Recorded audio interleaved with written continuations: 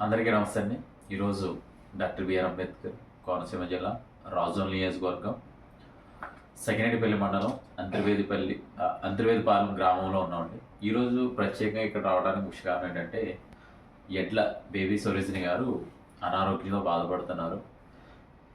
ఏంటి అంటే ఆవిడకి క్యాన్సర్, కానీ వారి పరిస్థితి చాలా దయనీయం. ఎందుకంటే ఇప్పుడు వాళ్ళు కనీసం మందులకైనా కొనుక్కోలేని పరిస్థితిలో ఉన్నారు. దయచేసి ఎవరైతే ఎన్ఆర్ఐలో ఉన్నారో, ఎవరైతే ఆర్థికంగా ఉన్నారో వారంతా సహాయం చేయండి.